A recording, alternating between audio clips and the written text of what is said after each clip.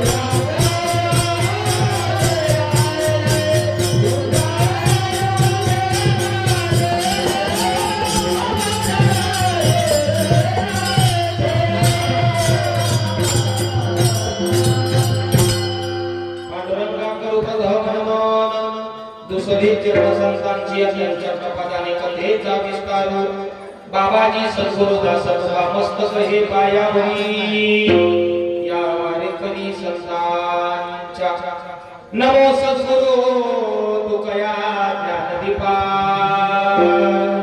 नमो सद्गुरु सच्चिदानंद रूपा नमो सद्गुरु भक्त कल्याण मूर्ती नमो सद्गुरु भास्करा पूर्ण कीर्ती वक्रतुंड महाकाय सूर्यकोटि समप्रभ निर्विघ्नं कुरु मे देव सर्वकार्येषु सर्वदा सच्चिदानंद रूपाय विश्वोत्पत्त्यादि हेतवे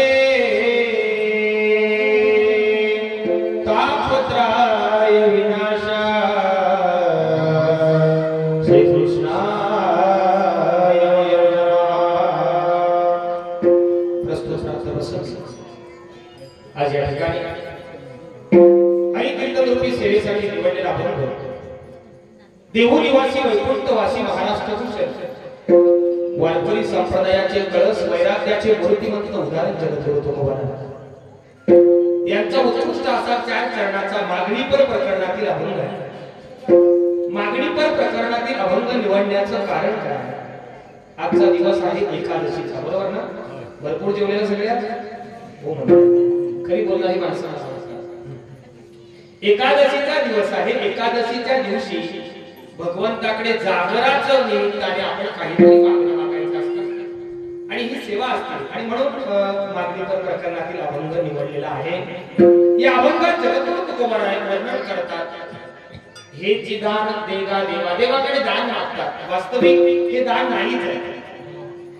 जर स्वतःसाठी मागितलं असेल तर ते दान म्हणावं, जगासाठी मागितले त्यामुळं ते विश्वदान आहे। हे जे दान देगा देवा तुझा विसर न व्हावा, तुझा विसर न व्हावा ही अक्षरं एकत्र करायची नाही। ग्रॅमॅटिकली बरीच मिस्टेक होऊ शकते। तुझा विसर न व्हावा असं म्हटलं तर अभंग तंतोतंत येतो, तुझा विसर न व्हावा तर अभंगाचा भावार्थ बदलतो। कसा हेही आपण चिंतनात पाहू। तुझा विसर न व्हावा मग काय करायचं? गुण गायन आवडी हीची माझी सर्वजणी तुकोबाराय भगवंताकडे मागतात, देवा तुझं गुणगान करणं, तुझं भजन करणं हीच माझी आवड आहे, याच्यातच मला सगळं मिळतंय, हेची माझी सर्वजणी। तरी सुद्धा भगवान पांडुरंग परमात्मा तुकोबारायांना भगवान पांडुरंग परमात्मा म्हणतात एवढंच आहे तुमच्यासाठी, एवढंच मागायचं आहे, अजून काहीतरी मागा। तुम्ही स्वतःसाठी काहीच मागत नाही तुकोबाराय, तुमच्या भक्तीचं ओझ माझ्या डोक्यावरती आहे। तुकोबाराय देवा सुद्धा देवाला म्हणतात नलगे मुक्ती धन संपदा। देवा काय करायचं? हे ऐश्वर्य प्रॉपर्टी धन संपदा इथेच ठेवायचं आहे ना, बरोबर की नाही? हे सगळं आमचं इथंच राहायचं आहे। तुका म्हणे त्याची संपदा केवढी संगाती एवढी, काहीच देणार नाही संगाती, म्हणून नलगे मुक्ती धन संपदा। मग काय पाहिजे? संत संग देई सदा। आहे का सगळा संत संग? बघा आज किती छान पद्धतीने या ठिकाणी बसले, किती छान पद्धतीने प्रत्येक जण आपापल्या पद्धतीने त्या भगवंतासाठी टाळी वाजवतोय, भजन करतोय, चिंतन करतोय, आहे की नाही? म्हणून संत संग देई सदा। परंतु तुकोबारायांना भगवंताने विचारलं याचा पुढचा जन्म जर तुम्हाला द्यायचा झाला तर कसा द्यायचा? तुकोबाराय म्हणतात देवा तुका म्हणे गर्भवासी सुखी घालावी आम्हाशी, पुढचा जन्म मिळेल का नाही मला माहित नाही, या जन्मात तुझी सेवा करून मला परमार्थ करता आला हे माझं भाग्य आहे आणि कदाचित पुढचा जन्म तुला द्यावासा वाटला तर कसा आहे? सुखे घालावे आम्हाशी गोड गायीन आवडी हेची माझी सर्वजणी। हा भक्ताचा थोडक्यात भावार्थ विठ्ठल।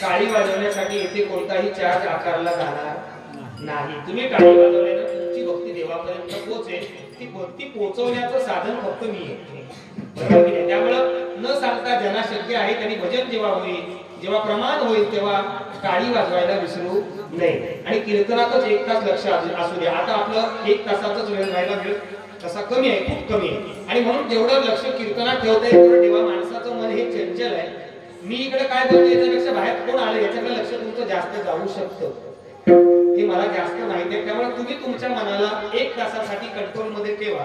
किती तासासाठी? फक्त 1 तासासाठी। देवा हा 1 तास येणारा मी सर्वांगांचे कान करून तुझं भजन करणार आहे, तुझं चिंतन करणार आहे आणि ही भक्ती मी आत्मसात करणार आहे। करणार ना? किती गाणं करणार? हात वरती करा, सगळेच करणार। वा वा। म्हणजे 1 तासात येणारं भजन, येणारं चिंतन हे आपल्यासाठी महत्वाचं आहे। कीर्तन हे देवाची भक्ती करण्याचं साधन आहे, देवाचं नामचिंतन मुखातून येण्याचं साधन आहे। हा टाइमपासाचा वेळ जात नाही म्हणून हा कुठलाही कार्यक्रम नाही। टाइमपासाचा करमणुकीचा कार्यक्रम नंतर आहे, हा देवाच्या भजनाचा कार्यक्रम आहे आणि म्हणून जेव्हा जेव्हा शक्य होईल न सांगता टाळी वाजवा। आपल्याकडे फक्त 1 तास आहे। असो कार्यक्रमाचा अल्पसा परिहार देणं कीर्तन कार्याने त्याने बंधनकारक आहे. प्रतिवर्षाप्रमाणे मोठ्या उत्साहात आनंदात संपन्न होत असणारा संत रोहिदास सेवा मंडळ स्थानिक आणि मुंबई मंडळ आणि ही रोहिदासवाडी विलसे गावामध्ये भगवान पांडुरंग परमात्म्याचं हे पवित्र असं मंदिर आणि या मंदिराचा हा अखंड हरिनाम सप्ताहच नाही तर 25वा वर्धापन दिन सोहळा सुद्धा या वर्षी मोठ्या उत्साहात आनंदात संपन्न होत असताना आजचा दुसरा दिवस जागराचा एकादशीचा महत्त्वाचा दिवस आणि म्हणून आजची ही हरिकीर्तन रूपी सेवा तुम्ही सर्व असणारे आयोजक मंडळी संत रोहिदास मंडळ भिलसे रोहिदासवाडी भगवान पांडुरंग परमात्म्याचं पवित्र मंदिर या कार्यक्रमाचे सर्व असणारे आयोजक मंडळ जाणकार मंडळ सर्व कार्यकारिणी लहान थोर मंडळ माता भगिनी महिला मंडळ सर्व असणारे या ठिकाणी प्रतिष्ठित मान्यवर या मंडळाचे 25 वर्ष सेवा करणारे सर्व असणारे पदाधिकारी सर्व चाकरमानी मंडळ वयोवृद्ध मंडळ अधिकार संपन्न असणारे या गावातील सर्व प्रतिष्ठित मायबाप मंडळी आपल्या सर्वांचा आशीर्वाद घेऊन हरिकीर्तन रूपी सेवेला प्रारंभ विठ्ठल.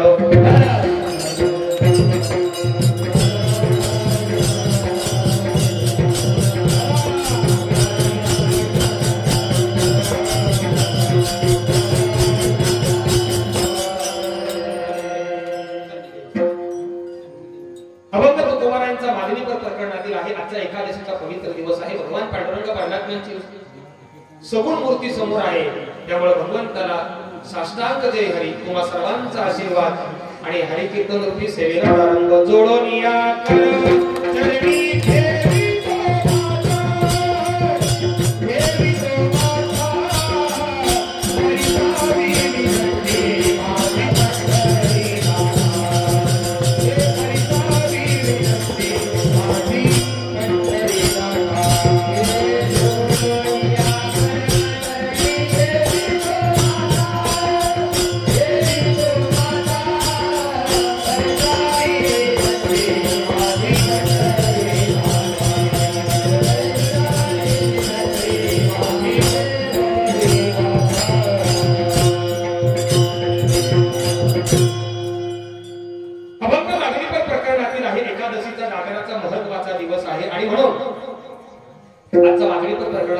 सेवेसाठी निवडलेला आहे. तसं पाहता तुकोबार एका ठिकाणी वर्णन करतात धन्य मी मानिना आपले संचित राहिली ती पीठ तुझी आहे. देवाला म्हणतात देवा मी किती माझं जीवन धन्य मानू हे मला वर्णन करता येत नाही. का? कारण तुझ्या भक्तिभावामध्ये एवढा मी रममान झालो मी माझ्या स्वतःच्या जीवनाला धन्यता देतो.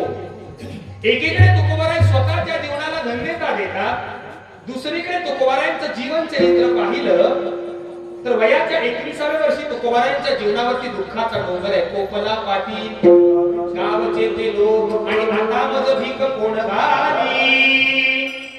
किती एकीकडे तुकोबाराय म्हणतात स्वतःच्या जीवनाला धन्यता देतात पण मी असं म्हणेन तुकोबारायांचं जीवन चरित्र ज्याने ज्याने अभ्यासलं त्याला कळेल की वयाच्या 21व्या वर्षी दुःखाचा डोंगर आहे. पहिली पत्नी अन्न अन्न पाणी पाणी करून गेली. मोठा भाऊ संसारातून विरक्त झाला. अख्ख्या गावाने तक्रारी केल्या पाटलाकडे. म्हटले पाटील हे भजन कीर्तन करणारे तुकोबाराय आमच्यासाठी काही कामाचे नाही. गावाच्या वेशीच्या बाहेर हाकलून द्या. त्रास व्हायला लागलाय. चांगल्या लोकांचा त्रास होतो. ही कलियुगात अजूनही परिस्थिती तशीच आहे. हा इतिहास 450 वर्षाचा आहे पण ती लोकांनी वाईट लोक लवकर घेतात चांगले घेत नाही. माझी बाहुली 750 वर्षापूर्वी सांगून गेली लटिके ते रुचे साच कोणाही लपटे. लटीक म्हणजे खोटा आहे. या जगात खोट्याला किंमत जास्त आहे खऱ्याला किंमत कमी आहे. परंतु एक वाक्य सांगतो आणि पुढे जातो भगवान के हा देर है अंधेर नाही. तुमचं काम चांगलं असेल ना तो रिझल्ट देव देतो. जगाला सांगायची गरज नाही महाराज. कारण लोक एकाचा चहा पितात दुसऱ्याच्या गाडीत बसतात तिसऱ्याचा प्रचार करतात चौथ्याला निवडून देतात. ही दुनियाच मुळात अशी बसली आहे. ही भामट्यांची दुनिया. इथे विश्वास कोणावरती ठेवावा. नंबर 1 ज्याने जन्म दिला ते आई वडील. नंबर 2 ज्या भगवंताने आईच्या गर्भात सांभाळत होते. याच्यापेक्षा तिसऱ्या गोष्टीवरती कुणाचाही जगावरती विश्वास न ठेवण्यासारखा विठ्ठल.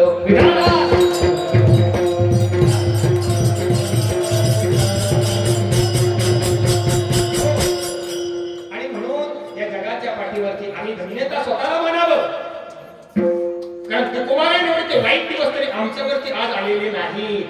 हा थोडासा चिंतनाचा विषय म्हणून थोडंसं सांगतो.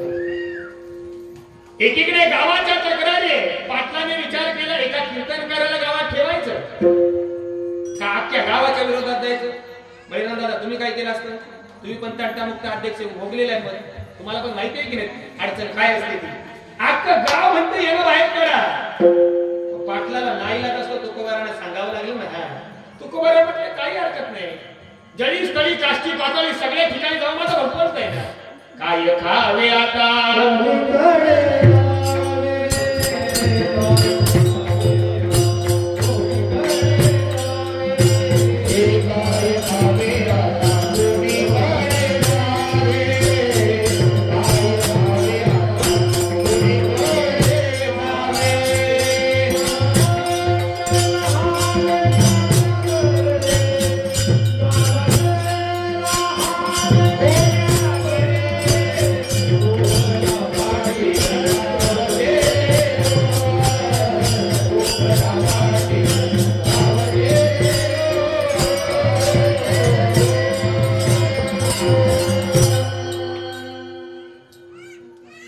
गावात राहावे कोणा बरे,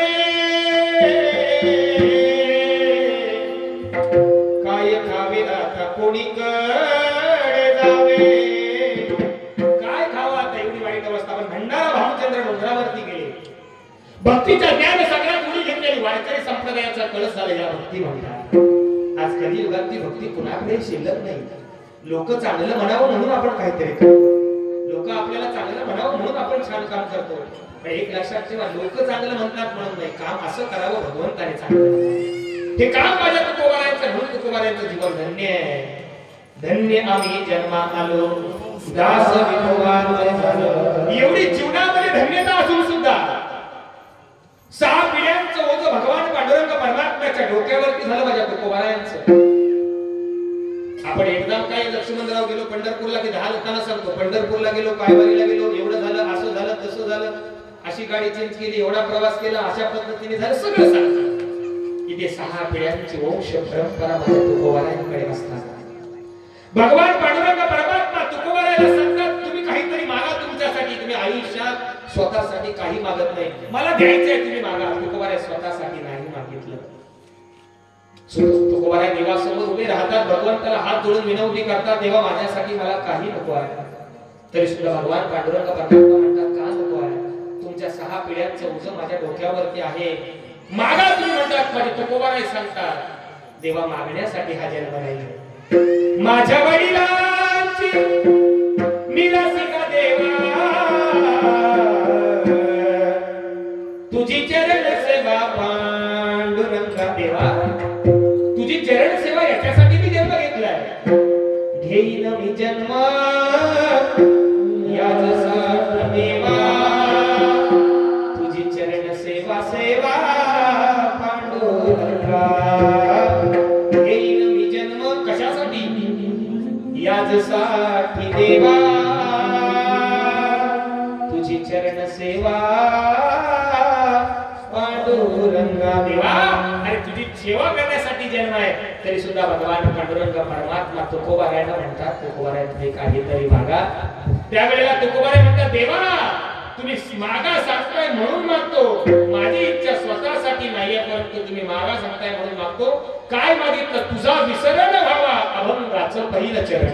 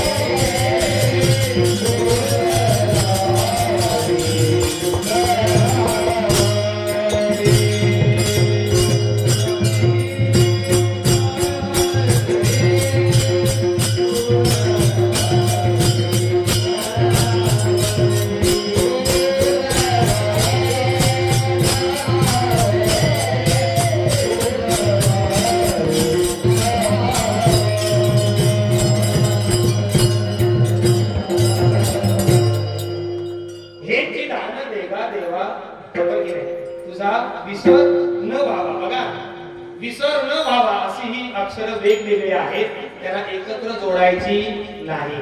व्याकरणिक दृष्ट्या काय गंमत होऊ शकते एक छोटासा विनोदी दृष्टांत सांगतो, पुढे जातो. वर्गामध्ये एका मॅडमने फळ्यावरती एक वाक्य लिहिण्यापेक्षा म्हटले, आज मी वाक्य फळ्यावरती लिहत नाही, मी बोलते, मी सांगते, तुम्ही ऐका आणि तसं वहीमध्ये उतरून घ्या. काय वाक्य सांगितलं? ते दोघे बैल गाडीत बसले. मॅडमने काय वाक्य सांगितलं? ते दोघे बैल गाडीत बसले. काही मुलांनी ऐकलं. वर्गात 50 मुलं असतील तर आपापल्या पद्धतीने त्यांचं प्रत्येकाची लेखणी वेगळी असते. आता पण इथे कीर्तनात तुम्ही सगळे बसले, काही मनाने बसले, काही शरीराने बसले, काही नुसतं घरामध्ये वेळ जात नाही म्हणून इथं बसले, काही म्हटले आपण एवढं मुंबईतून इकडून तिकडून आलो आहे की नाही, वाडीचा कार्यक्रम आहे, हजेरी लावली पाहिजे, दिसलं पाहिजे, शूटिंग चालवायला आली, त्याच्यामध्ये दिसलं तर पुढच्या वर्षी सांगता येईल मी होतो. आणि म्हणून मी आता सोबत आमचे दीपक दादा धाडगे सोबतच असतात, जिकडे कीर्तन तिकडे त्यांचं, आणि खूप प्रेमळ स्वभाव आहे त्यांचा. सगळं काम करतात. जेव्हा जेव्हा माझं कीर्तन असेल स्वतःहून येतात, धावत पळत येतात बिचारे. आजही त्यांची खूप धावपळ झाली, 7 ते 9 कीर्तनाला होते असो. आणि म्हणून त्याच्यामध्ये कॅमेऱ्यात दिसलं की म्हणता येईल पुढच्या वर्षी होतो, असं नाही. कीर्तनाला काय यावं, आपण देवाचं काहीतरी देणं लागतं. काय करतो? देणं लागतं. दृष्टांत परत आलो त्याच्यावरती. मॅडमनी वाक्य सांगितलं, ते दोघे बैल गाडीत बसले. मुलांनी वाक्य दिलं, काही जणांनी दिले, ते दोघे बैल गाडीत बसले. बैल आणि गाडी त्याच्यामध्ये थोडासा काय केला, गॅप दिला आहे की नाही, स्पेस दिला. आणि काही जणांनी दिले, ते दोघे बैल गाडीत बसले. ते दोघे बैलगाडीत बसले. आता आनंद इथे, म्हणजे मी स्वतः शिक्षक आहे, आमच्या मॅडम या ठिकाणी आहे, तुम्ही तिकडे शिक्षक आहे, अजूनही कोण असतील शिक्षक प्राथमिक माध्यमिक तर त्यांना नमस्कार. मॅडम या ठिकाणी आहे. आणि म्हणून ते दोघे बैल गाडीत बसले हे वाक्य योग्य आहे, पण ते दोघे बैल म्हणजे स्पेस दिला, गाडीत बसले, वाक्याचा अर्थ बदलतो तेवढे तुम्ही जाणकार आहात, बरोबर की नाही? आज उपवास असला तरी सुद्धा तुमची मेंटॅलिटी तेवढी आहे म्हणून कीर्तन चालू आहे ना. ते दोघे बैल गाडीत बसले. आता कुणाला आवडेल असं म्हणून घ्यायला, ते दोघे बैलगाडी शर्यत खूप गाजली आता, एकच ना बैलगाडी शर्यत ते आता चालू झालं अमोलराव, पण बैल म्हणून घ्यायला कुणाला आवडेल तसं नाही. मी व्याकरणिक दृष्ट्या सांगू लागलो, ते दोघे बैल गाडीत बसले असं केलं तर वाक्याचा अर्थ बदलतो. मूळ वाक्य असं आहे, ते दोघे बैल गाडीत बसले. बैल गाडीत बसायला आवडेल, पण असं म्हणलेलं वाक्य अर्थ बदलतो. हे कशासाठी सांगितलं? तुझा विसर न व्हावा असं म्हणायचं आहे, एकदम म्हणायचं नाही. तुझा विसर न व्हावा असं म्हणायचं नाही, म्हणजे देवाला ब्लॅकमेल केल्यासारखं. देवा, जन्म दिलास, आईच्या गर्भात सांभाळलंस, तुझं काम संपलं. तोपर्यंत माणूस काय म्हणत होता? ओके म्हणत होता. आणि एकदा का मृत्यू लोकात आला की म्हणायला लागला एकदम ओके. काय झाडी, काय डोंगर, काय हॉटेल एकदम ओके. माणूस हा खूप प्रामाणिक आहे असं माझं मत आहे. तुमचं काय मत आहे? नाहीये. कारण कृतयुग गेलं, त्रेतायुग गेलं, द्वापारयुग गेलं, कलियुग आलं, याच्यानंतर कलंकी येणार आहे. पण प्रत्येक युगामध्ये माणसाच्या आयुष्यावरचा एक शून्य कमी झाला का? माणूस हा प्रामाणिक नाही, माणूस स्वार्थी आहे. कृतयुगामध्ये 1 लाख वर्षाचं आयुष्य होतं, 28 हाताचा नरदेह होता. भगवंताने विचार केला काय कामाचा या माणसाला, हा स्वार्थी आहे, हा प्रामाणिक नाही. त्या 1 लाखावरचा एक शून्य कमी झाला. त्रेतायुगामध्ये माणसाचं आयुष्य 10,000 वर्षाचं झालं. 28 हाताचा नरदेह 50% कमी केला, 28 चे निम्मे होतात 14 हाताचा नरदेह. त्रेतायुग पण गेलं, बघता बघता द्वापार युग आलं. पण द्वापार युगामध्ये सुद्धा भगवंताने विचार केला ह्या माणसाचं काही चांगलं नाही, त्याला चांगलं उशिरा कळतंय, वाईट लवकर कळते, हे की नाही? सत्याला या किंमत नाही. या जगामध्ये अशी परिस्थिती आपणही आज अनुभवत आहे. आणि म्हणून 14 हाताचा नरदेह 14चा निम्मा केला, झाले किती? 7. आणि 10,000 वर्षाचा एक शून्य कमी केला, झालं 1,000 वर्षाचं आयुष्य द्वापार युगामध्ये होते. जेव्हा एकीकडे कौरव आहेत, एकीकडे पांडव आहेत, एकीकडे धर्म आहे, एकीकडे अधर्म आहे. पण माझे श्रीकृष्ण भगवान धर्माकडे राहतात, अधर्माकडे राहत नाही. नाहीतर आजकालच्या युगाचा विचार करतात, जिकडे जास्त लोकसंख्या तिकडे लोक गेली असते. पण माझे श्रीकृष्ण भगवान पांडवांकडे राहिले, कौरवांकडे लोकसंख्या भरपूर होती, सगळ्या संपत्तीचं ऐश्वर्याचं धन संपत्ती होती, पण नाही. परंतु विचार असा आम्हाला करायचा आहे, बघता बघता कलियुग आलं. या कलियुगात बरोबर 1,000 वर्षाचा एक शून्य कमी झाला. किती झाले ताई? 100 वर्षाचं आयुष्य आणि 7 हाताचं निर्माण केलं किती होत आहे 3.5 हाताचा नरदेह आपल्याला मिळालेला आणि 100 वर्षाचं आयुष्य असं आपण म्हणतो नरदेह दुर्लभ झाला 100 वर्षाची गणना पण 100 वर्षाचं आयुष्य सुद्धा माणसाला आज कमी पडायला लागलं त्यात व्यसनाधीन झालेले माणूस सुद्धा 50च्या आतमध्ये जायला लागले नवे तर केमिकल युक्त खाद्य आपण खातोय खताचं खा आणि लवकर हे सगळं चालू आहे त्याच्यामुळं 40च्या आत सुद्धा काही लोक अशा पद्धतीने वेगवेगळ्या आजाराने जाऊ लागले माझा मुद्दा असा चालू आहे बळीराम दादा या कलियुगानंतर कलंक येणार बघता बघता 1 शून्य कमी होत आलं 100 1 शून्य कमी झालं लक्ष्मणराव किती राहणार मग 10 वर्षाच्या आयुष्यामध्ये 2 पंचवार्षिक होतात जास्त नाही मग 2 पंचवार्षिक योजनेमध्ये माणूस करणार काय स्वतःचं अस्तित्व कधी करणार शाळा कधी शिकणार लग्न कधी करणार संसार कधी करणार 10 वर्षात काय करणार पण एक दिवस तोही आमच्याकडे येणार आणि त्याची चाहूल होती कोरोनाच्या महामारीने मानसा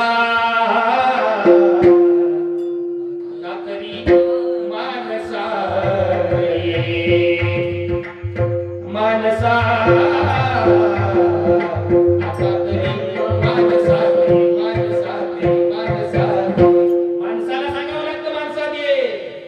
कुत्रा सुद्धा रस्ता क्रॉस करताना दोन्ही बाजूला बघतो की नाही पण आज माणसांचीच भांडण आहे कशावरून रस्त्यामध्ये अप्पर टिप्पर का दिला म्हणून भांडण आहे बरोबर की नाही गाडीला ओव्हरटेक केलं म्हणून का ओव्हरटेक केलं म्हणून भांडण आहे बरोबर की नाही गाडीला साईड का नाही दिली म्हणून भांडण आहे कशावरून भांडण आहे एक हाताने रस्ता वाढवला म्हणून भांडण आहे एक रीतीने बाण पुढे वाढवला म्हणून भांडण आहे सख्या भावामध्ये प्रॉपर्टीवरून भांडण आहे खरं की नाही आणि म्हणून ही आज अवस्था आहे परंतु माझ्या तुकोबाराने देवाकडे मागत असताना स्वतःसाठी काही मागितलं नाही मी एवढ्यासाठी हे सांगितलं आम्ही आयुष्यभर हे सगळं करतो ना ते वेळ काय देवाने सांगावं मागा तरी सुद्धा तुकोबाराय मानतात हे जी दान देगा देवा तुझा विसर न व्हावा पण तरी सुद्धा तुकोबारायांना भगवंत विचारतात तुम्ही स्वतःसाठी काहीतरी मागा नाही देवा मला तुझ्या भजनाचा आनंद घेत असताना मला सगळं मिळते मला जगातलं काही नको आहे गुण गाईन आवडी हेची माझी सर्व जोडी हे सगळं देवा भगवंता तुझ्या कृपेने मिळाले तुझ्या कृपेने भगवंताच्या कृपेशिवाय झाडाचं पान हलत नाही म्या बोलविल्या वेद बोले म्या चालविल्या सूर्य चाले म्या हलविल्या प्राण हाले तो जीवाचे चालिता सकल जीवाचा सांभाळ करणारा अविनाशी भगवंत या डोळ्याने आम्ही कधीच पाहिला नाही परंतु तो पाहता येतो याच्यासाठी ज्ञानेश्वर माऊलींचा हरिपाठ वाचावं मग कळेल काय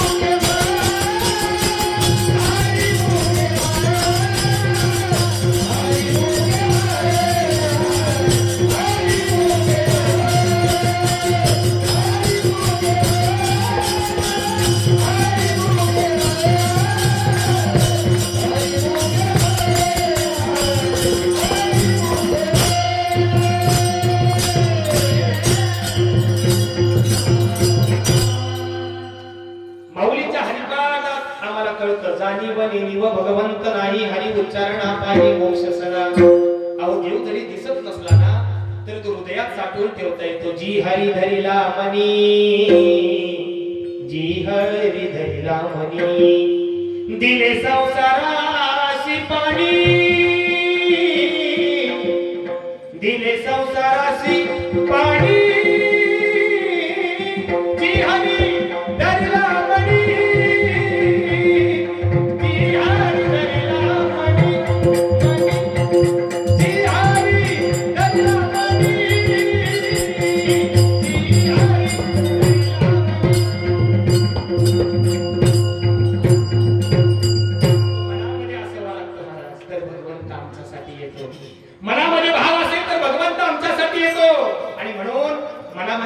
असावा. देवाचं भजन करण्याचं सामर्थ्य फक्त माणसालाच आहे. भूमी आहे, कीटक आहे, कुत्रा आहे, बैल आहे, मांजर आहे, गाढव आहे. यांना विचाराचं स्वातंत्र्य नाही, त्यांना आचाराचं स्वातंत्र्य नाही, त्यांना आधार कार्ड नाही, त्यांना पॅन कार्ड नाही, त्यांना रेशन कार्ड नाही, त्यांना पाकाडीची डांबर नाही, त्यांना रस्त्याची वाळू नाही, काहीच नाही. तरी सुद्धा बिचारे किती प्रामाणिकपणे आनंद जगतात. इथे शेतकरी माणसं भरपूर आहेत. आयुष्यभर ज्या बैलाला आपण मार दिला काठीचा, त्याने आमचे सगळे तटे भरले की नाही. पण आयुष्यभर ज्याला मुलांना जन्म दिला ती मुलं शेवटच्या श्वासाला आमच्या सोबत आहेत का, विचार करा. आज कोरोनाच्या महामारीमध्ये आम्हाला कळालं आमचं कोण आहे आणि परक कोण आहे. काही लोकांनी व्हिडिओ कॉलवरती आपल्या आई वडिलांचे अंत्यसंस्कार केले. मग खरं बुद्धिमान प्राण्याला म्हणायचं का माणसाला म्हणायचं. मी 1000 वेळा कीर्तनातून उदाहरण देतो. एखाद्या कोंबडीने 32 पिलांना जन्म द्यावा. 25च्या 32 एवढी आज्ञाधारक. आकाशातून घाण गेली कोंबडीने कुर्र केलं. 16 इकडे 16 तिकडे येतात की नाही. आपण जन्म दिलेली पिंटी आहे, स्वीटी आहे, बबली आहे. कॉल केला तरी घरी येत नाहीत. असतात आमरसला आणि सांगतात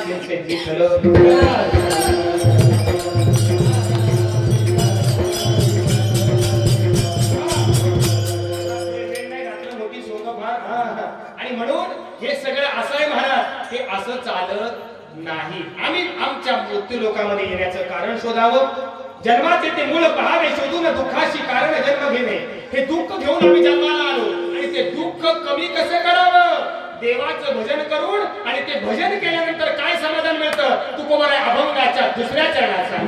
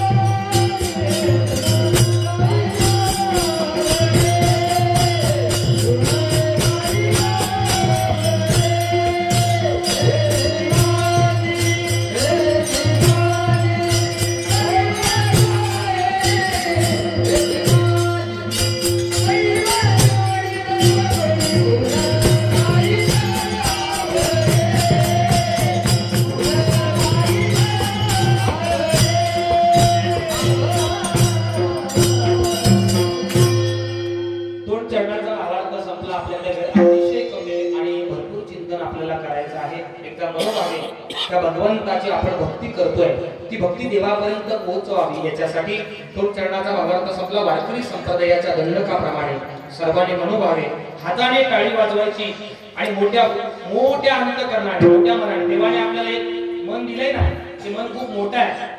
त्या मनात अख्खं जग आपण सामावू शकतो. ज्या मनात अख्खं जग सामावू शकतं त्या मनात भगवंत राहू शकत नाही का. तो देव राहिला पाहिजे याच्यासाठी ज्यांना ज्यांना वाटतं ना देवाने मला हात भजनासाठी दिले, त्यांनी टाळी वाजवायचे. आणि ज्यांना फक्त वाटतं देवाने भोजनासाठी दिले, त्यांनी जेवण केल्यावर टाळी वाजवली तरी चालेल. आता तुम्ही ठरवायचं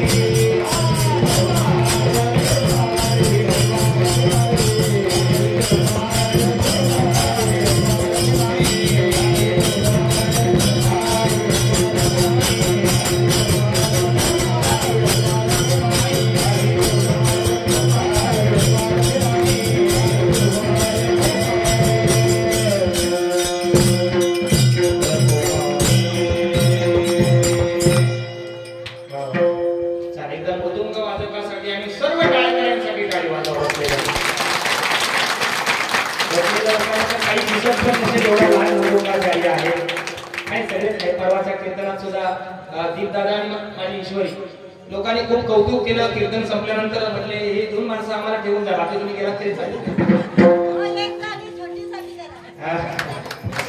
आणि मग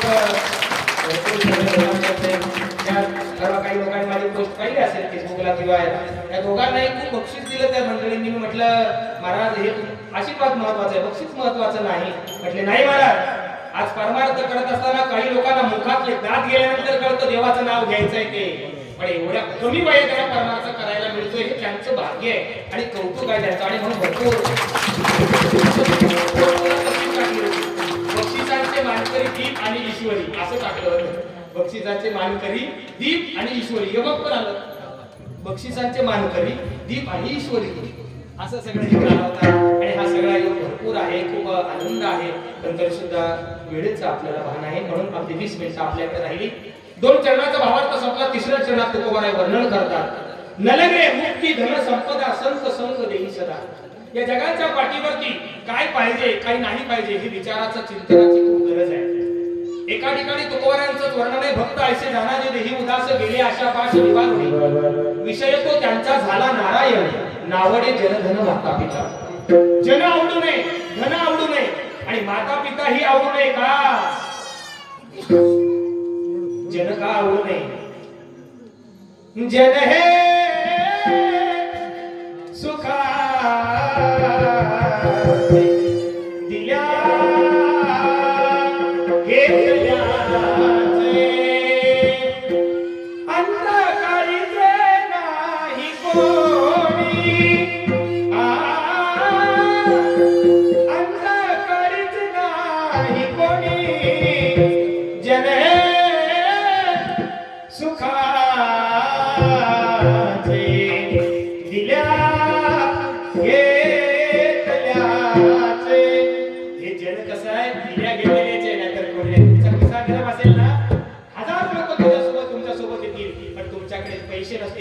तुमच्याकडे बघत नाही आहे की नाही. वासुदेवाची ऐकावाणी जगात नाही राम रे. दाम करी काम रे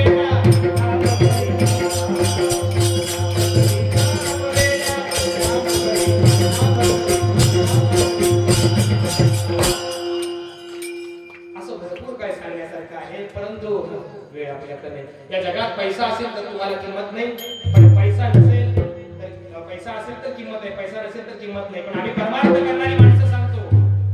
याचं मी थोडस काय केलं, ऑपरेशन केलं या गाण्याचं. दाम करी काम वेड्या, दाम करी काम. पण आम्ही परमार्थ करतो. आम्ही काय सांगतो? नाम करी काम वेड्या, नाम करी काम. ज्याच्या मुठी नाम त्याचं होई सर्व काम. पैसाच काम करतो असं नाही. तुमची वाणी चांगली असेल ना, या वाणीत जर देवाचं भजनाचं चिंतनाचं वेळ असेल ना, तर देव तुमचं काम करतो. कृपा पांडुरंगाची, कृपा पांडुरंगाची. कधी कधी कृपा करेल देव तुमच्यावरती? जेव्हा तुम्हाला त्याची आवड निर्माण होईल. लागली से आस बदला गोड्या भक्ताची. लागली से आस बदला गोड्या भक्ताची. कृपा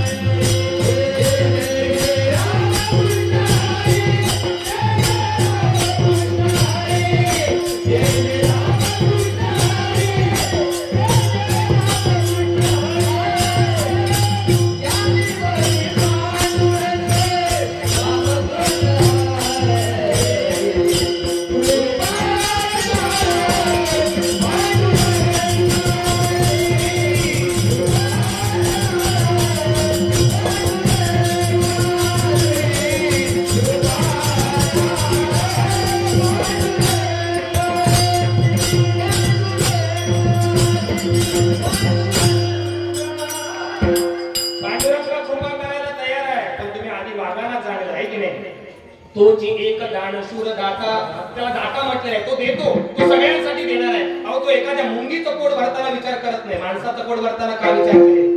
रस्त्याने मुंगी बघा जात असेल, रिकामी जात दिसते, पण येते वेळी तिच्या मुखामध्ये एखादा अन्नाचा कण आहे, रिकामी नाही. वाघ सुद्धा उपाशी राहत नाही, जो जंगलाचा मालक आहे. मुंगी सुद्धा उपाशी राहत नाही, माणूस का उपाशी राहील? पण कसं पाहिजे? आवडीने भावे, हरी नाम घेशी, आणि तुझी चिंता त्याची सर्व आहे.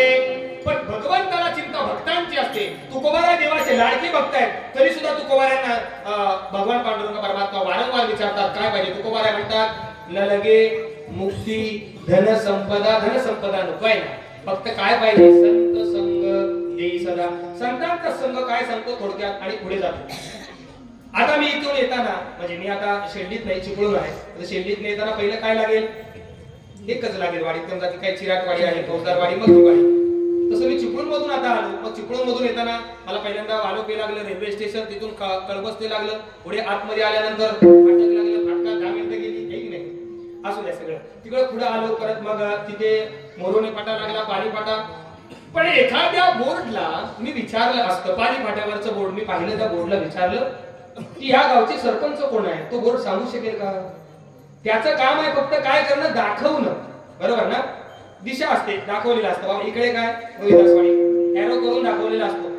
पण त्या बोर्डला विचारलं रोहिदासवाडीचे यंदाचं हे छान पद्धतीचं भगवंताच्या या 26व्या वर्धापन दिनाचं हे सगळं नियोजन आयोजन करणारे मुख्य कोण आहे, त्याला सांगता येईल का बोर्डला? नाही सांगता येणार. त्याचं काम फक्त काय आहे? तेवढं तात्काळ त्याचं काम आहे, तेवढ्या पुरतं. पण माझे संत याला छेद देऊन पुढे जातात. संत नुसतं तेवढे काम करत नाही, अनुभव आले अंगात ते या जगात ते स्वतः अनुभव घेतात आणि मग जगाला देतात. आज कलियुगात माणसाची परिस्थिती उलटी आहे. आपण हसे लोका आणि टिंब टिंब आपल्या नाका. आता नसेल, सर्दी वाढल्यानंतर पुढे होईल ते. गमतीचा भाग तो नाही. मुद्दा माझा असा चालू आहे की लोकांना दुसऱ्याला नाव ठेवताना आनंद वाटतो, पण स्वतःचे दुर्गुण दिसत नाहीत. संत काय करतात? स्वतः आत्मसात केलेली एखादी गोष्ट ती जगाला दाखवतात. म्हणून अनुभव आले अंगात ते या जगात येत असे. संत उदार उदार भरले अनंत भांडार, भरले अनंत भांडार. संत उदार उदार, संत उदार आहेत. संत उदार आहेत. ते काय करतात? स्वतःचा विचार करत नाही, ते जगाचा विचार करतात. माझी माऊली सांगून गेली अवघाची संसार सुखाचा करीन, अवघाची संसार सुखाचा करीन, अवघाची संसार सुखाचा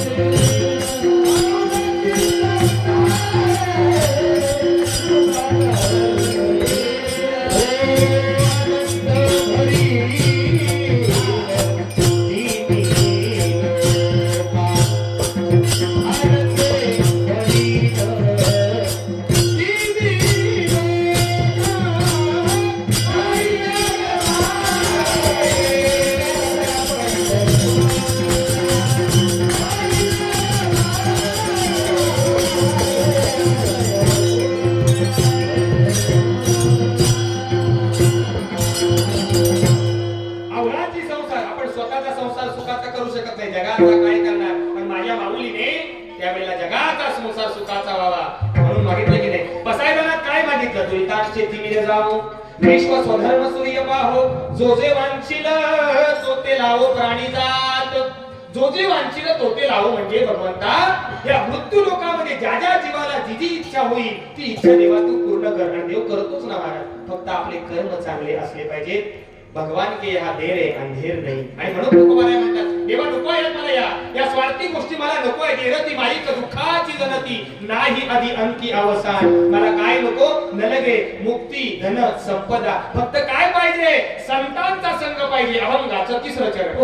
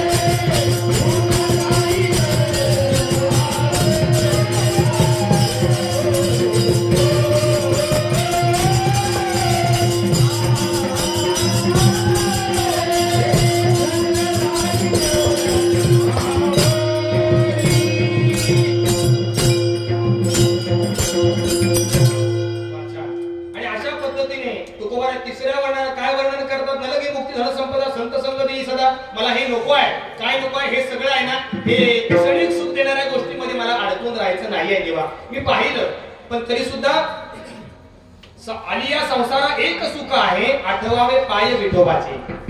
मी देवाची भक्ती करत होतो म्हणून संसार सुखाचा झाला, परंतु तुकोबारांचा संसार कसा होता हे आपल्याला माहित आहे. पण तुकोबारे त्यातही सुख मांडतात, संत दुःखामध्येही सुख मांडतात, बरोबर की नाही? आपण 2 दिवस वाईट गेले की देवाला दोष देतो.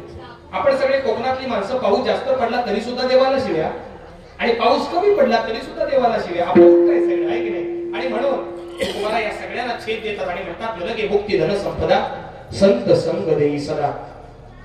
आज एकादशीचा दिवस आहे. खरं पाहता आज एकादशीचं महात्म्य प्रत्येक लोकांना किती कळालंय, किती माहित आहे हे मलाही माहित नाही महाराज. परंतु हा 3 दिवसाचा व्रत आहे, ते 3 दिवसाचं व्रत आहे. खरं तर एकतर भगवंताचा परमार्थ आपल्याला आवडत असेल, झेपत असेल तर आपण तो करावा, कारण याच्यात कोणाची बळजबरी नसते महाराज. 3 दिवसाचं व्रत आहे. दशमीला चालू होतं आणि द्वादशीला संपतंय, बरोबर की नाही? एकादशीची कथाही सांगतो आणि समारोप करतो. रुक्मांगद राजाची कथा सगळ्यांना माहित असेल. त्यावेळेला रुक्मांगद राजाच्या ठिकाणी छान पद्धतीने बाग बगीचा होता आणि बगीच्यातली रोज फुलं चोरीला जायची. पैसे चोरीला जातात तुम्हाला माहित असतील, गाड्या चोरीला जातात हेही तुम्हाला माहित असेल, पण फुलं चोरीला जातात. आता कधी ऐकलं होतं का? एवढी आवड आहे कोणाची देवाची आहे, कुणाला फुलं बिलं चोरायची आहे की नाही? असेल त्या स्थितीत वागवायचं. चला हा देव कधी आपल्याला विचारतोय? उलट आपणच देवाला. म्हणजे अगरबत्ती देवाला, पण वास सुहास आवडीचा आपल्या. बाजारात हा चॉईस करतो, ही नको, ही पाहिजे, ही नको. कुणासाठी नेणार आहे? देवासाठी. त्या देवाने सांगितलं का मला हेच पाहिजे म्हणून, मला जास्मिनच पाहिजे, मला मोगराच पाहिजे. हे आपलं असं आहे बघा. उंदीर जिवंत दिसला, मी काय म्हणतो इकडे आहे का? बाकी मला लगेच माणसाचं चिरविचन झालं. मला पण लक्ष्मण दादा 10 वर्षाचा दांडगा अनुभव आहे, मोठा असू द्या. चला मी काय म्हटलं, उंदीर जिवंत दिसला, तुम्ही काय करता बोला? पटापट बोलायचं, खरं बोलणारे माणसं मला आठवत. आणि एकादशी दिवस आहे, खोटं अजिबात बोलायचं नाही. जिवंत उंदीर दिसला काय करतात? मारतात की नाही? आणि गणपती बाप्पाच्या पायाशी मातीचा दिसला की काय करतात? काय कुठल्या शास्त्रात? मी आज 12 वर्ष विज्ञान शिक्षक म्हणून काम करतो, याचं उत्तर मला आजही मिळालं नाही मॅडम. साप जिवंत दिसला काय करताय? मारताय ना, काठी घेऊन जातोय. बाबा या, तात्या या, आजोबा या, सगळ्यांना गाव गोळा करतोय. आणि तो सब नागपंचमीच्या दिवशी याच महिला डोक्यावर बदल काय, तो प्रसाद काय, आणि छान पद्धतीने मग त्याची पूजा काय, बरोबर की नाही? आम्ही हिंदू धर्मात राहून सुद्धा आम्हाला अजून मूळ गोष्टी आमच्या कळाल्याच नाही. कपाळाला कुंकू का असावं, पायात पैंजण का, हातामध्ये कंकण का, या सगळ्याच्या पाठीमागे आमचा हिंदू धर्म पवित्र आहे, तो महान आहे. पण आम्ही हे सगळं सोडलं आणि फॅशनच्या दुनियेत आम्ही पाश्चात्य संस्कृती अशी स्वीकारली जी आमच्या काहीच फायद्याची नाही.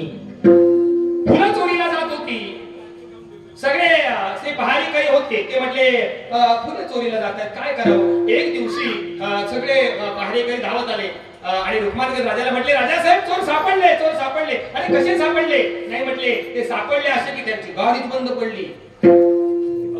गाडी बंद पडली. अरे बघ नेमकं काय झालं, कोण आहेत ते चोर? नाही म्हटले, देवादिदेव इंद्राचे पहारेकरी आहेत आणि आपली मुलं चोरीला जात होती. याच्यापेक्षा महत्वाची गोष्ट अशी आहे, देवादिदेव इंद्राचे काही सेवक आपल्या या बाग बगीच्यातली फुलं पूजेसाठी नेत होते. केवढा आनंद आहे, केवढा आनंद आहे. अरे माझी फुलं स्वर्गात जातात, केवढा आनंद आहे.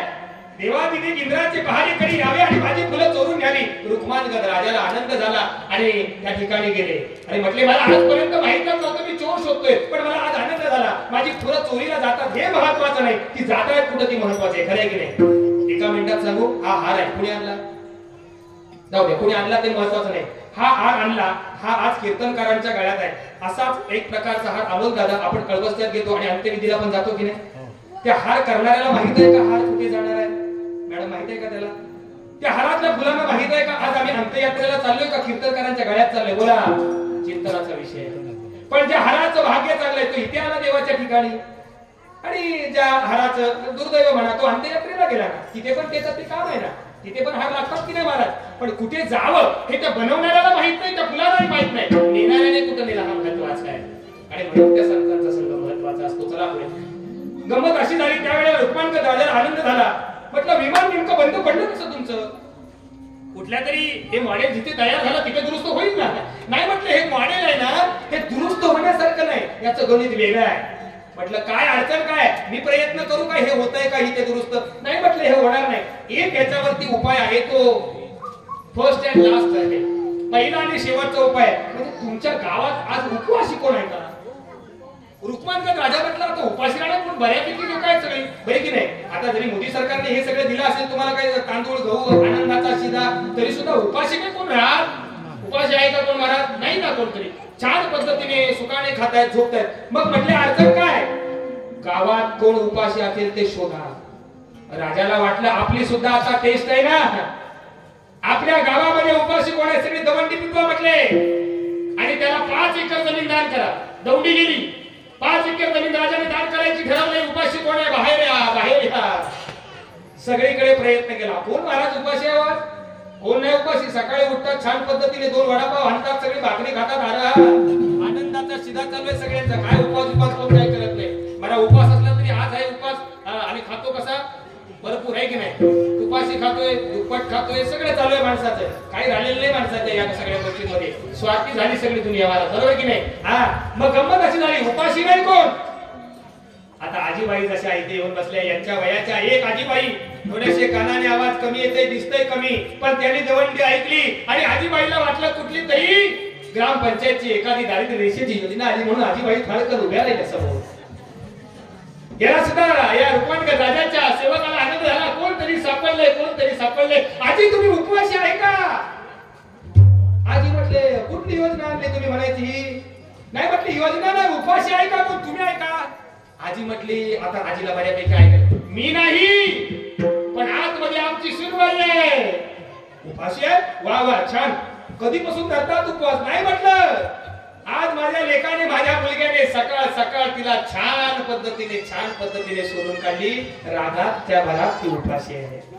जाऊ द्या म्हटलं, रागाच्या भरात तर रागाच्या भरात आहे की नाही? चालवून घेऊया. वासरात लगडी काय पण शहाणी असते की नाही? चालून घेऊया. कुठे आहे म्हणा? नाही म्हटले ती अशी यायची नाही, तिला कचके खायची सवय आहे नवऱ्याची, नवऱ्याने बोलवण्याची वेळी यायची नाही. मग हिचा नवरा कुठे आहे? म्हटलं ऊस तोंडीला गेलाय. जावा म्हटले शोधा. तिकडे गेले पटकन ऊस तोंडीच्या ठिकाणी गेले. त्याला सांगितलं राजाने 5 एकर जमीन करायची दान ठरवली आणि योगायोग असा, अरे तू भाग्यवान आहेस, तू भाग्यवान आहेस. तुझी पत्नी आज उपवासी आहे आणि तिचं भाग्य एवढं चांगलं आहे, तिचा हात लागल्यानंतर विमान चालू होणार आहे. अरे देवादिदेव इंद्र राजाचं विमान आणि तुझ्या पत्नीचा हात लागल्यानंतर विमान चालू होणार आहे. किती भाग्य आहे. आता हा म्हटला तिने उपवास धरल्यात का मी कचकवले हे मलाच माहिती आहे की नाही? त्यामुळे आणि तिला पण सवयच आहे, तिला पण सवय आहे. हा म्हटलं चला. तो गेला आणि असा हात धरला. म्हटलं चल कुठल्या का मार्गाने होईना तुझी मार खायची हौस आणि देवादिदेव इंद्राचं आज आपल्याला वरदान लाभलं नवे तर 5 एकर जमीन राजा बहाल करणार आहे. चल आता ही पण ऐकायला तर कचके खायची सवय लागली ना तिला. त्यानं असे छान पद्धतीने गेटाची खाती काढली आणि मस्त असं 2 पायावर सटकन दिल्यानंतर फटकन उभी राहिली. म्हटले चल आणि येऊन निघाले छान पद्धतीने. आता जाणार म्हटल्यानंतर घोडे आहेत, रथ आहेत, सगळं समोर आहे. वाजत गाजत निघाली आणि जाता जाता नवऱ्याला म्हणू लागली, काय तुमची ऐपत होती? लग्नामध्ये असा एक तरी बँड होता का? बघा केवढा बँड लागला माझ्या मिरवणुकीला. आज मी उपाशी राहिले म्हणून ही सगळी. अरे म्हटले गप तर दुसरी येताची काठी देतो. म्हटलं मी कचकवली नसती तर आली असती उपाशी. नवरा म्हणतोय माझा आहे सगळं, बायको म्हणते माझ्यामुळे नवरा म्हणतो. हा असू द्या, काही असू द्या, पण चांगल्यासाठी चाललंय. तिकडे वाढ बघतायत सगळ्या पद्धतीने, हत्ती घोडी सजलेले आणि वाघ बघताय इंद्रादी देवाचे सगळे सहकारी की कोण उपवासी माणूस येतोय. आणि विमानाला हात लागल्यानंतर विमान चालू होतंय.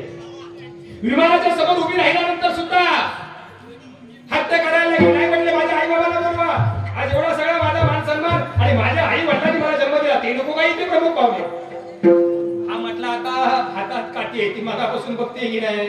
दादा 2 ओढच्या ऐवजी 4 ओढतो म्हणजे तू सरळ होशील. तिने लगेच काय केलं, एका हाताच्या ऐवजी 2 हात लावले आणि विमान चालू झालं. इंद्रादी देवाचं विमान वरती गेलं स्वर्गामध्ये. या दृष्टांताचा सिद्धांत असा आहे, चुकून उपवास धरला एकादशीच्या दिवशी, चुकून म्हटलं मी तरी सुद्धा त्याला हे महात्म्य प्राप्त होत. आणि जर प्रामाणिकपणे उपवास धरला तर त्याला किती महात्म्य प्राप्त होईल हे मी माझ्या मनाचं सांगत नाही, आहे की नाही. रुक्मान गद एकादशी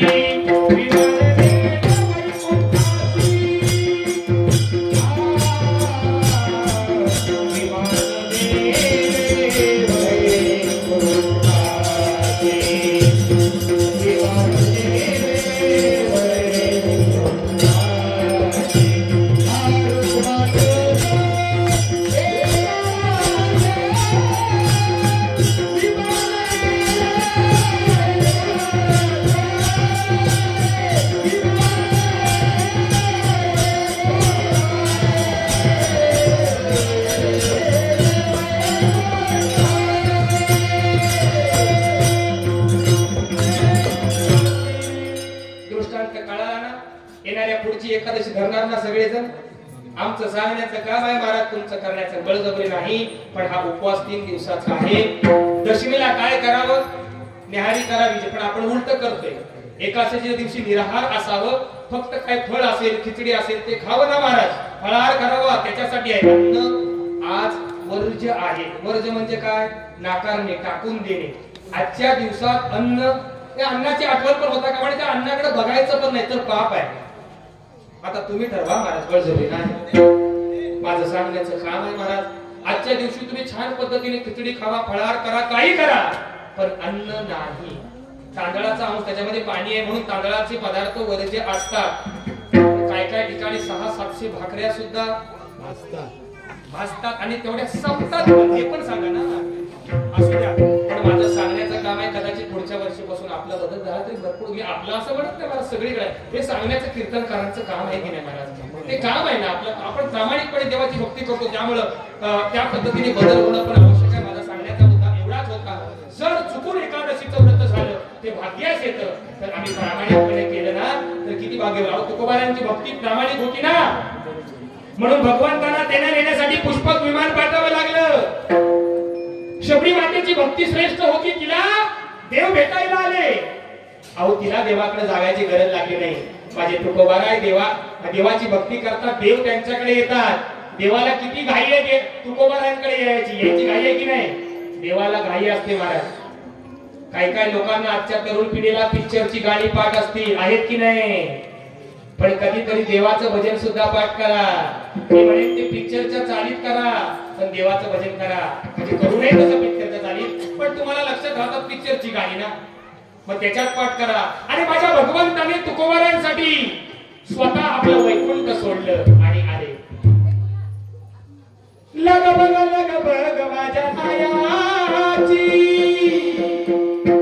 लग बग माझ्या नायाची, तुकोबाराया जायाची, देहूला जायाची. तुकोबारायांचं गाव देहू आहे. भगवान निघाले देहूला जायला. अहो, देवाच्या ठिकाणी तुमची भक्ती श्रेष्ठ असेल ना तर देव तुमच्याकडे येतो. तुम्हाला देवाकडे जायची गरज पडत नाही. गाडी घुंगराची आली गाडी घुंगराची आली विठोबारायाची गाडी आली. कशी करुणी तयारी बाई, बांधले आठवड गणपती राया गाडी हाकतोया पुढ. आवड मला जेजुरीला जायाची, जेजुरीला नाही, आवड मला देहूला हो जायाची.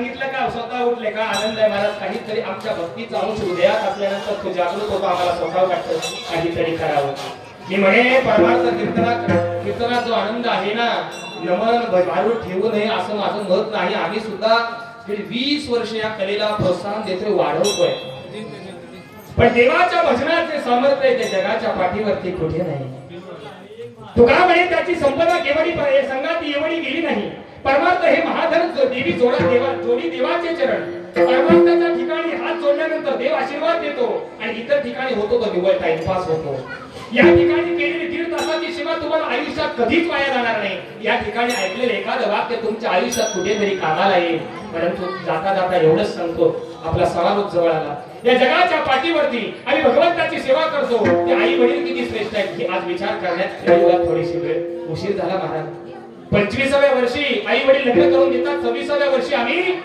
त्याच आई वडिलांना सोडून स्वतःचं घर वेगळं थाटतो आणि आम्ही आई वडिलांना क्षणार्धात विसरून जातो नाही जायला पाहिजे जगाच्या पाठीवरती 3 ऋण आमच्या डोक्यावर देत ऐका उपकार नंबर 1 देवाचे ज्या देवाने आईच्या गर्भात 9 महिने 9 दिवस आम्हाला सांभाळलं त्या देवाचे अनंत उपकार आम्ही कधीच फेडू शकत नाही उपकार नंबर 2 आई वडिलांचे ज्या आई वडिलांनी आम्हाला लहानाचं मोठं केलं डोक्याचा कातळ डोळ्याच्या वाती हाताचा पाळणा केला आम्हाला लहानाचं मोठं केलं त्याच आई वडिलांना आम्ही जन्मजात विसरून जातो किती दुर्दैव आहे उपकार नंबर 1 देवाचे सांगितले उपकार नंबर 2 आई वडिलांचे सांगितले आणि उपकार नंबर 3 माझ्या साधू संतांचे तुकाराम होता तेव्हा तो या भावात सापडला जर साधू संत आज अवतार धारक नाही महाराष्ट्रात जन्मले नसते तर या महाराष्ट्राचा इतिहास कसा लिहिला गेला असता तुकोबारायांच्या कालावधीमध्ये समकालीन असणारे छत्रपती शिवाजी महाराज आठवा छत्रपती शिवाजी महाराज माझ्या तुकोबारायांच्या कीर्तनात बसायचे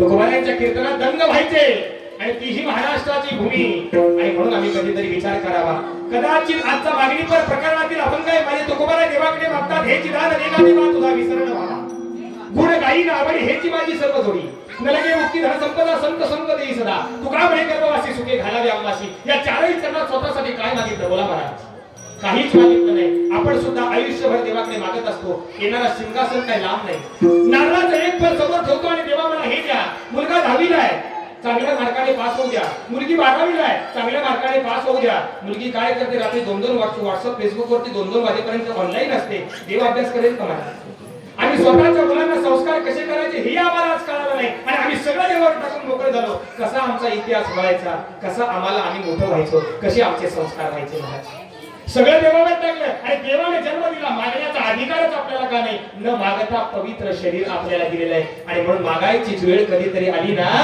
त्या देवासमोर हात जोडून उभं राहावं आणि काय मागावं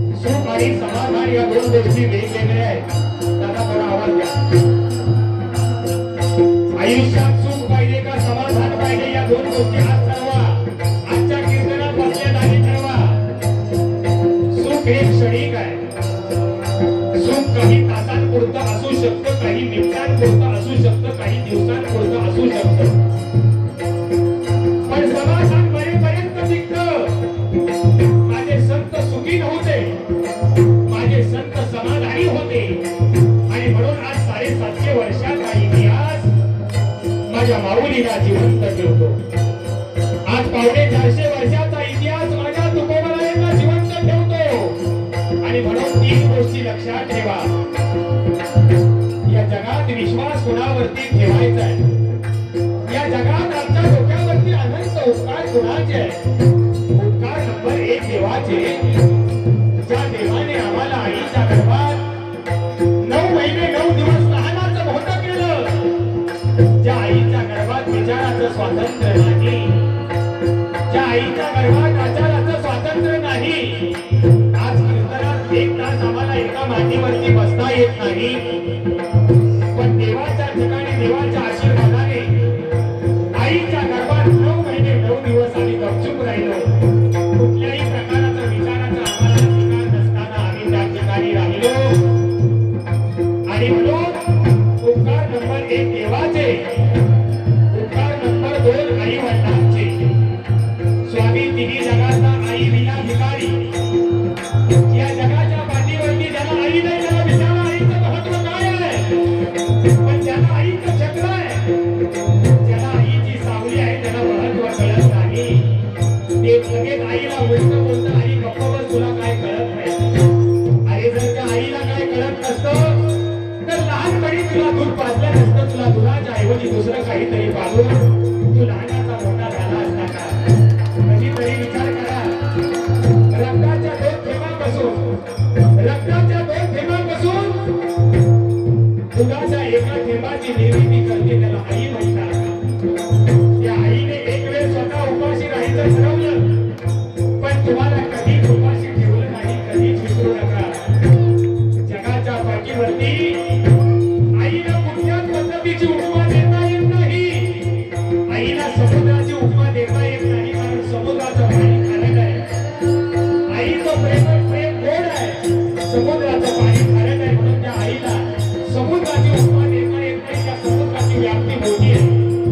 आईला आकाशाची उपमा देता येत नाही, कारण हा आकाश सुद्धा रंग बदलतो. कधी निळा आहे, पावसाळ्याच्या दिवशी कधी काळा आहे. वेगवेगळे रंग बदलणारा आकाश. पण आमची आयुष्यभर कधीच स्वतःचं अस्तित्व बदलत नाही. एकूणाचे हित जाणे माऊलीचे शिष्य. आई शिकवया शिकाची करी लाभावी न प्रीती. आई सारखं दैवत या 33 कोटी दुनिये जगामध्ये नाही.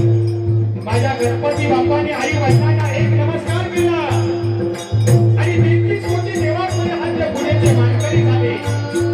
आज कलियुगात त्या आई वडिलांनी आमच्यासाठी कावड कष्ट केले. त्या आई वडिलांचा वाढदिवस आम्हाला लक्षात नाही. नुसते आमदार खासदारांच्या बॅनरवरती आणि वाढदिवसाच्या शुभेच्छा देतो, त्याच्याखाली आमचे फोटो लावतो. अरे पण त्या आई वडिलांनी आम्हाला जन्म दिला, त्या आई वडिलांनी आम्हाला वाढवला. आज इथे बसलेल्याने सांगावा त्या आई वडिलांचा वाढदिवस किती वेळा साजरा केला का? त्यांना वाटत नाही का तुमचा वाढदिवस व्हावा म्हणून? खरं तर आज आई वडिलांच्या वाढदिवसाच्या ठिकाणी तुम्ही सगळ्या गोष्टी कमी केल्या पाहिजे. तो अधिकार त्यांचा आहे. कधीतरी देवासमोर सुगंध करोती म्हणावी, त्या आई वडिलांना नमस्कार करावा आणि आई वडिलांचे आशीर्वाद घ्यावे. जगात कुणाचेही आशीर्वाद नाही मिळाले तरी चालतील, फक्त आणि फक्त त्या आई वडिलांचे आशीर्वाद घ्यावे. आणि म्हणून जाता जाता एकच सांगतो, आई माझी मायेचा सागर, तिला दिले जीवनाला आकार. आईसारखं दैवत खरंच या दुनियेमध्ये नाहीये. आणि म्हणून उपकार नंबर 2 आई वडिलांचे. उपकार नंबर 3 साधू संतांचे.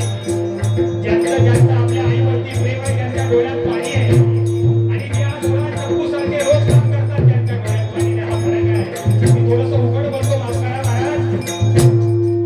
आज कीर्तनकार बरेच आपल्या आई सांगत असतील, पण त्यांची स्वतःची आई वृद्धाश्रमात आहे, तुम्ही चेक करा. आणि म्हणून कीर्तनकारांनी नुसत्या सांगण्यासारखी आई नसावी. त्यांनी आधी स्वतःच्या आईचा पण सांभाळ करावा आणि मग जगाला सांगावं. माझं बरोबर की नाही? आमची ज्ञानेश्वरी काही काही जणांची पाठ आहे, पण लोकांना सांगण्यासाठी या ज्ञानेश्वरीच्या मुलीचा एक सुद्धा भावार्थ स्वतःच्या उतरत नसेल असं करणार तर आम्हाला जगाला प्रबोधन करण्याचा अधिकार नाही. असो, यथा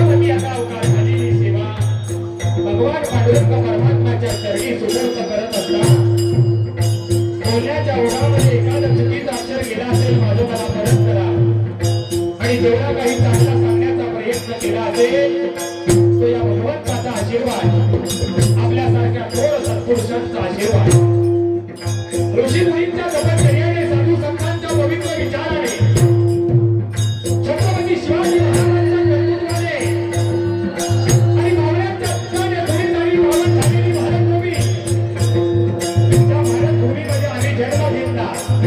पवित्र ते कुळ पावन तो देश, जे ते हरीचे दास जन्म घेते.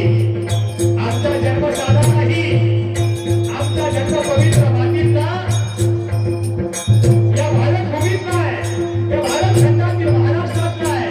त्या महाराष्ट्राला संतांचे विचार, छत्रपती शिवाजी महाराजांचं कर्तृत्व आहे.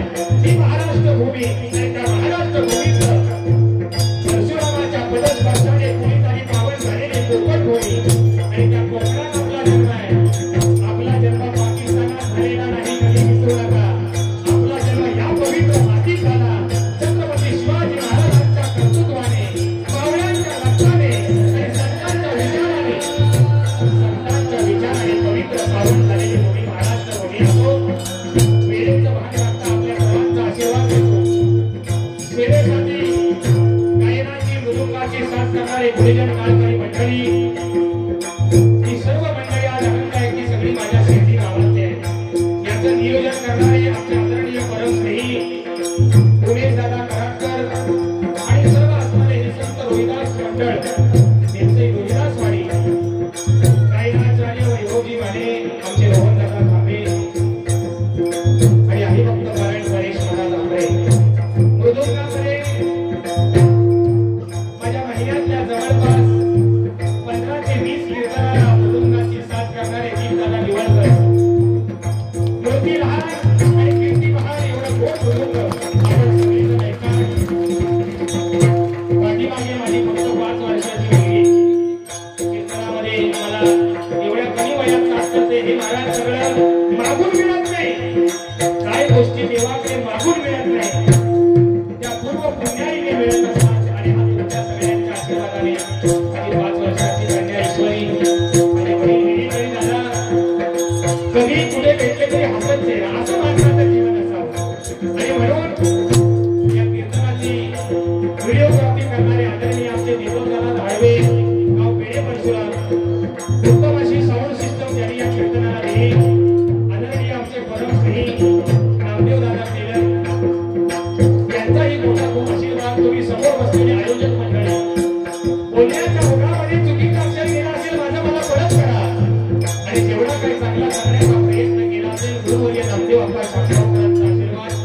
गुरुत्रेका जाता जाता एवढंच सांगतो, उपकार नंबर 1 देवाचे, उपकार नंबर 2 आई वडिलांचे आणि उपकार नंबर 3 साधू संतांचे. म्हणून